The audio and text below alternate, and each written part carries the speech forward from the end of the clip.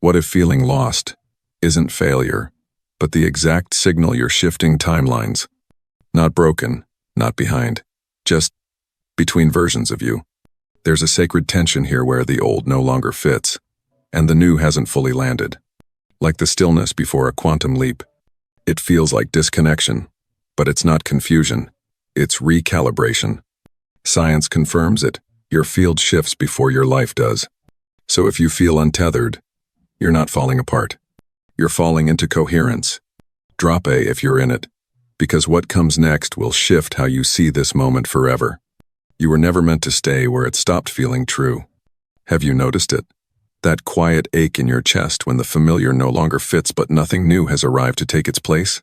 You wake up in the same room, speak to the same people, go through the same motions, but something inside whispers, this isn't it anymore.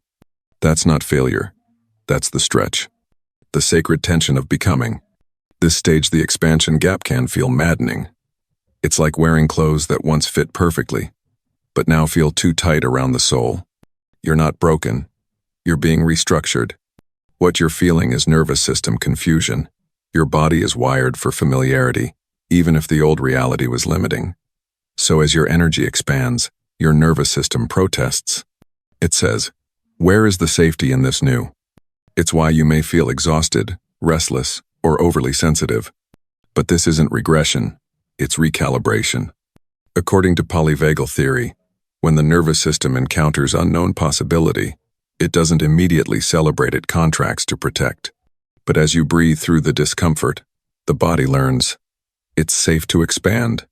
This liminal space, the middle ground between identities where the old self hasn't fully died, but the new self hasn't fully lived. It's sacred ground. It's where the quantum field waits, not for your hustle, but your coherence. Have you felt this? The repeated loops? The sense that the old life keeps echoing but your heart no longer echoes back? That's the invitation. Not to fix, but to feel. To stop running and start anchoring. In fact, research from HeartMath Institute shows that when emotional coherence increases, the heart sends a signal 60 times stronger than the brain informing your field of what's next. That's not wishful thinking. That's physics. So if you're here, in the stretch, know this. You were made for more. You're not too late. You're right on time. And what feels like the breakdown is often the birth canal of a new self. What about you? Are you in this stage right now? Let me know in the comments below. And if this speaks to your journey, give it a like, subscribe, and tap the bell so you don't miss what's coming next. Because up next, we explore the paradox most people miss. Expansion often begins with contraction. Stay with me. It gets deeper. What if your contraction is not a setback, but the first breath before expansion? Think of a seed before it sprouts. It doesn't explode into growth instantly. It tightens, breaks open in the dark, and surrenders its shell to something it can't yet see. You may feel the same right now, emotionally constricted, spiritually foggy. But contraction is not the enemy. It's the paradoxical doorway to transformation. On the Hawkins scale of emotional vibrations, expansion doesn't leap from fear to joy in one step. It moves through the middle friction zones like grief, frustration, and uncertainty. These aren't wrong. They're necessary. Your nervous system and energy field are recalibrating through each layer. And just like muscles tremble before they strengthen, your emotional field may feel tender before it elevates. Stanford's neuroscience labs confirm, in moments of deep emotional friction, the brain's plasticity increases. Meaning when you feel the most stuck, you're often the most rewritable. But here's the key. Honesty. Real expansion doesn't come from faking positivity. It comes from emotional coherence, acknowledging what's real without collapsing into it. Can you feel anger without becoming it? Can you meet sadness without drowning in it? That's where your frequency begins to rise from truth, not pretending. Nature reflects this too. The tides pull back before they surge forward. The inhale narrows before the exhale expands. So if your world feels like it's shrinking, don't panic. It might just be preparing to unfold in a way you never imagined. What's one feeling you've been avoiding that might be part of your expansion? Let me know in the comments. I'd love to hear your truth. And stay close because, next, we'll explore the moment everything changes. Collapse. When the old identity dissolves to make space for the new. It's not destruction, it's initiation. Have you ever felt like parts of you were dissolving quietly, painfully without knowing what would take their place? Like your desires are changing, your energy is shifting, but your mind can't catch up? That's the collapse. The unraveling of an identity built on survival, roles, and repetition. It doesn't always look dramatic. Sometimes, it's subtle. You stop enjoying the things you used to love. You don't recognize yourself in old conversations. You can't force yourself to care about what once consumed you. And that loss? It's real. Because even when the old self was limiting, it was familiar. Letting go of it feels like grieving a version of you who got you here, but cannot take you forward. Biologically, this collapse has a reason. Studies from UCLA and the National Institute of Mental Health show that emotional states like shame, anger, and fear become chemically addictive through the release of cortisol and dopamine. Your brain wires these feelings into habit loops. So even as you heal, part of you craves the emotional patterns that feel familiar because they're predictable. Safety, to the nervous system, isn't peace. It's repetition. That's why the collapse feels like chaos. You're not just shifting thoughts. You're rewriting chemistry. The ache you feel isn't mental weakness, it's your cells detoxing from identities you outgrew. And here's where somatic release becomes your ally. Your body stores unresolved emotion-tight shoulders, a clenched jaw, a stomach that sinks when fear returns.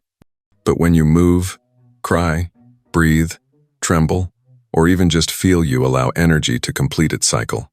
As Dr. Peter Levine's work in somatic experiencing shows, trauma is not what happens, it's what gets stuck. And healing happens not through logic, but through completion, letting the body speak what words cannot. Have you noticed how your body responds when you're about to make a big change? Do you get chills, tightness, or tears for no reason? These aren't flaws, they're signals.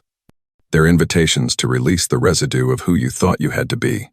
This is why transformation isn't about thinking better thoughts. It's about becoming a body that no longer resonates with old patterns. It's cellular. It's real. And yes, it's hard. But it's also sacred. You're not failing. You're shedding. What part of you feels like it's falling away right now? And what if that's a sign you're finally ready for something deeper? Let me know in the comments. I'd love to hear your reflections. And stay close, because what comes next is where science meets soul. Quantum mechanics. You are the observer collapsing the wave. This is where you reclaim your creative power not through effort, but through awareness. What if reality isn't something that happens to you, but something that responds to the way you look at it? In quantum mechanics, there's a strange but powerful truth. Nothing exists in a fixed state until it's observed. Particles at their core remain in a wave of infinite potential. But the moment you observe one, it collapses into form, into a result, into reality. This isn't philosophy, it's physics. The famous double-slit experiment at the University of Copenhagen revealed that particles behave differently depending on whether or not they're being observed. Meaning, your attention is not passive, it's creative. So what does this mean for you? It means you are not just living inside reality. You are shaping it moment to moment based on what you observe and how you observe it. But here's the catch. Most people are unconscious observers. They observe through the lens of lack, fear, and unworthiness, without realizing that these frequencies are collapsing the wave into more of the same. Ever felt stuck in cycles of financial stress, emotional rejection, or endless waiting? It's not because you're broken. It's because you're observing from a vibration of not enough. And the quantum field simply reflects that signal. Being an intentional observer changes everything. It means choosing to observe your life from a higher frequency before evidence appears. It's seeing opportunity in uncertainty. It's observing yourself with compassion instead of criticism. And as neuroscience from Stanford shows, intention combined with elevated emotion increases brain-heart coherences, ending a clear, measurable signal to the field around you.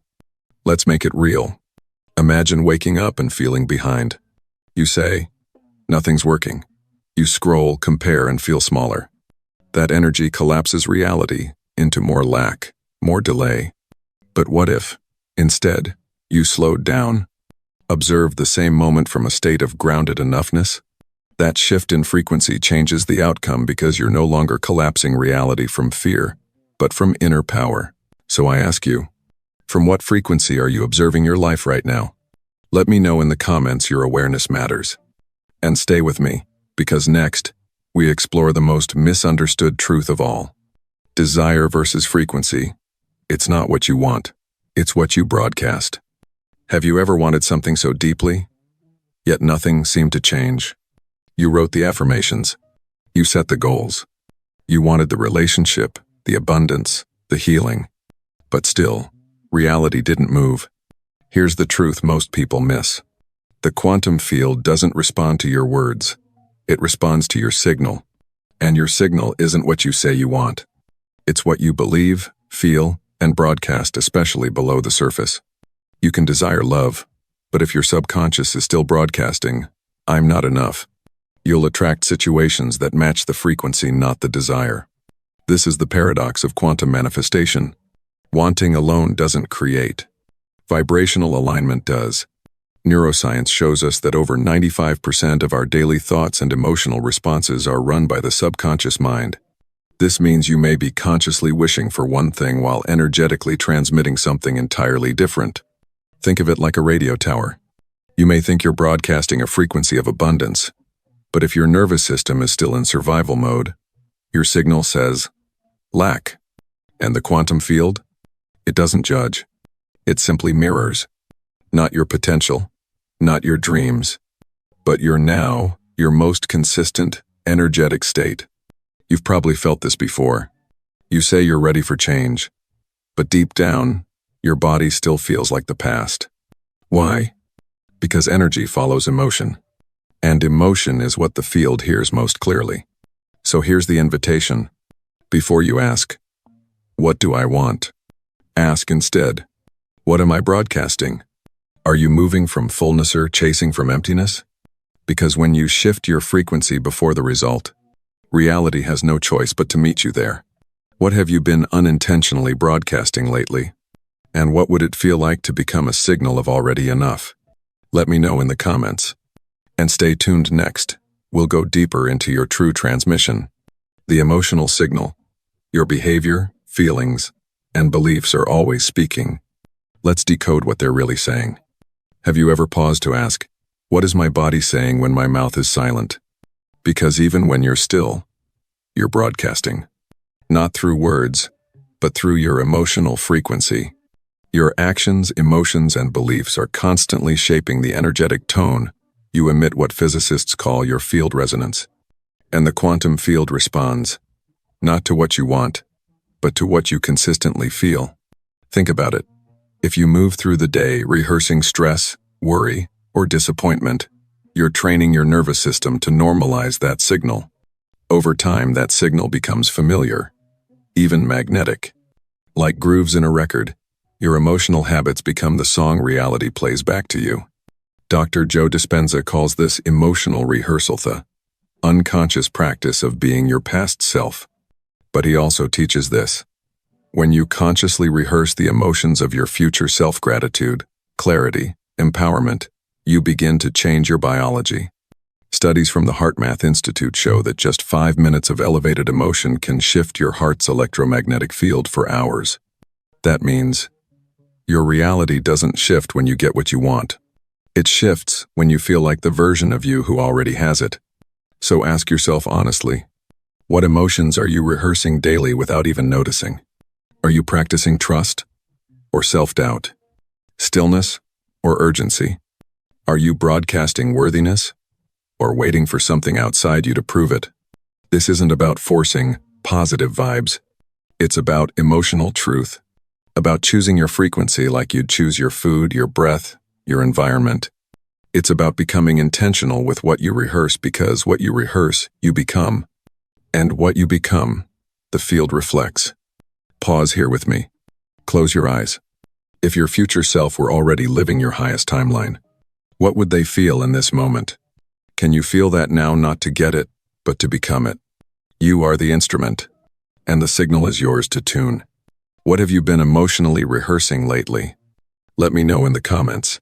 And stay present, because next, we step into something sacred. The collapse ritual, releasing your old self through intentional action. It's time to let go. Not just in thought, but in ritual. What if letting go wasn't a decision, but a ritual? Not a thought whispered in passing, but a moment carved into time where the old self is witnessed, honored, and released. Because transformation doesn't ask for more effort. It asks for symbolic closure. The nervous system doesn't shift through logic alone. It needs ritual, something real, embodied, and intentional. Unlike routine, which is repetition without meaning, ritual is repetition with reverence. And when we bring reverence to the end of an identity, the subconscious listens. It marks the change. Here's a simple practice. Find a quiet space. Light a candle or sit near nature, anything that helps you feel present. Then gently ask yourself, what version of me is ready to be released? Maybe it's the one who over-apologized, or the one who shrunk in fear, or the one who chased validation. Name them. Speak their story aloud. Let them be seen. Now thank them. I honor you for surviving. I release you so I can live. And then do something physical to symbolize release. It could be writing a letter and burning it, cutting a strand of hair, donating clothes that no longer fit who you're becoming. Even a deep exhale can be enough if you mean it. Why does this matter? Because research from Harvard's Mind-Body Institute shows that symbolic action has the power to rewire neural pathways. The subconscious doesn't speak English, speaks emotion and metaphor. So when your body performs a ritual, it marks an ending. And endings create openings. Can you feel that? The power of choosing to close one chapter with intention, not shame. Because collapse doesn't mean failure. It means something sacred has run its course. And now, your field waits for a new signal. So, what version of you is ready to be released? And what small intentional action could mark that shift? Let me know in the comments. I'd love to hear how you're honoring your evolution. Stay with me, because next, we explore the ultimate shift. The field listens to who you're being. Your identity isn't who you were. It's who you're energetically embodying now.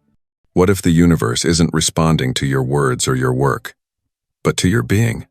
Not to what you say you want, but to who you are energetically, emotionally, moment to moment. The field, the intelligent, vibrational fabric of all reality, is not passive. It's not watching. It's mirroring. And it doesn't reflect your thoughts or your effort, it reflects your frequency. Imagine tuning a radio. You don't earn the station by trying harder. You receive it by aligning your dial. In the same way, your external life is organizing itself around the signal you're broadcasting right now. This is the power of resonance. It's why people, opportunities, and synchronicities seem to just appear when you've shifted something deep inside. It's not magic, it's physics. As shown in quantum coherence studies at Princeton and the Global Consciousness Project, fields of intention influence probability. What you are changes, what becomes available. So the question is never, how do I chase what I want? The real question is, who am I being right now, and does that signal match the future I say I want? You can't fake frequency. You can't pretend alignment. You either are the signal, or you're chasing it. Think about your daily emotional baseline. If someone tuned into you like a frequency, what would they hear? Peace, desperation, self-trust, proving energy? The field listens without judgment, but it always listens. You're not meant to force results. You're meant to transmit truth. And when your signal is clear, the field does the organizing. You don't have to run after life. You become the lighthouse, and what's meant for you navigates by your glow. Pause here. Take a breath. If you were already the version of you who had made the leap, how would you sit? Speak? Walk into the next hour? This is the calibration. This is the shift. And the field responds not later, but now. What do you think your frequency has been saying lately? Let me know in the comments. I'd love to witness what you're noticing. And stay with me, because next, We'll explore the hidden key to making the leap real. How the leap really happens. Microalignment is the portal. Small choices. Quantum impact. Let's go there. What if the quantum leap isn't loud, dramatic, or life-altering overnight, but so quiet, so subtle, that you only realize it happened when you look back and notice you're no longer the same? We've been conditioned to chase change like it's a climax in a movie, a moment of fire, risk, and applause. But in reality, quantum shifts rarely feel like fireworks. They feel like stillness, like brushing your teeth a little more consciously, like choosing silence over self-sabotage, like reaching for your water with intention instead of mindless habit. This is the truth most people miss. Your next timeline isn't unlocked by force, but by frequency. And frequency is calibrated not through grand gestures, but through micro-alignment, small, daily decisions that hold the signature of who you're becoming. The body believes what you do, not what you say. So when you drink water while feeling calm and grounded, you teach your nervous system, this is who I am now. When you dress like the version of you who's already living your next chapter, even when no one's watching, you send a new signal to the field. It's not performance, it's patterning. Science supports this. Research from the University of Freiburg shows that micro-shifts in habitual behavior, especially when paired with elevated emotion, create long-term neural adaptation. That means your tiny acts of alignment are retraining your brain and body to trust the new you. But consistency is key.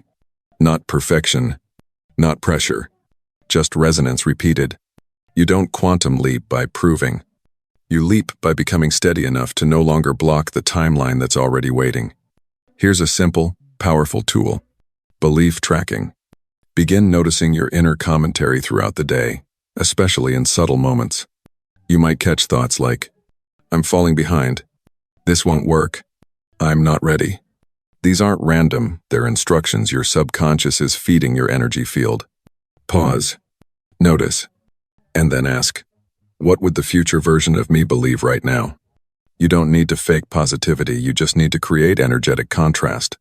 Replace the belief with something just one step higher. I'm learning to trust timing. I'm more aligned than I've ever been. I don't need to rush what's already mine. These new statements begin to rewire your frequency. Not just intellectually, but biologically. Your body begins to acclimate to a new baseline of being.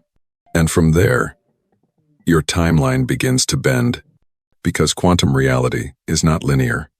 It's vibrational, and every action you take with coherence becomes a tuning fork for the future you're calling in. You don't have to wait for proof. You become the proof through rhythm, not reaction. So pause here. What's one micro-alignment you can choose today that honors who you're becoming? Let me know in the comments. I'd love to witness that shift with you. And stay close, because next, we'll step into one of the most sacred truths, the silent leap, where everything changes without needing noise. Have you ever woken up one day and realized you weren't trying anymore, but you were already living it? Not because your circumstances changed overnight, but because something deep within you had settled, not in resignation, but in resonance. This is the silent leap. It doesn't look like fireworks or radical change. It looks like brushing your teeth with presence, drinking your tea without tension, walking through the world without searching for signs because the search itself has dissolved. What's happened is subtle, but sacred. You've entered what scientists and energy researchers call high-frequency neutrality. It's the state where you're no longer resisting, but you're not chasing either. You're not trying to manifest from lack. You're simply matching the field from within. In this space, the body softens. The breath deepens. You don't need evidence to feel secure, because you've become the evidence. HeartMath Institute studies show that when your emotional baseline enters coherence, your electromagnetic field expands up to 3 meters beyond your body. That field is not just a vibe, it's a real, measurable signal of internal stability. You're no longer leaking energy by trying to control the future. You're harmonizing with it through your way of being. And here's what's beautiful. From the outside, people may not notice a thing. But inside, you're not the same person who once begged the universe to move. You are the movement now. This state feels like peace without apathy, power without pressure, Desire without desperation. You no longer need to visualize, because you can finally see. You no longer need constant proof because you've stopped arguing with your worth. You've crossed the threshold.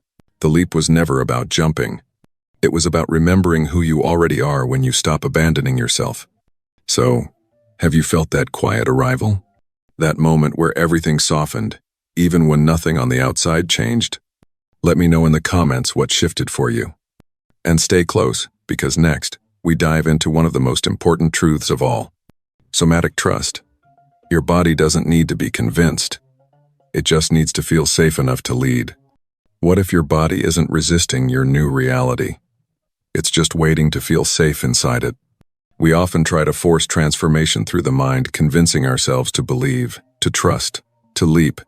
But your nervous system doesn't respond to logic. It responds to felt experience.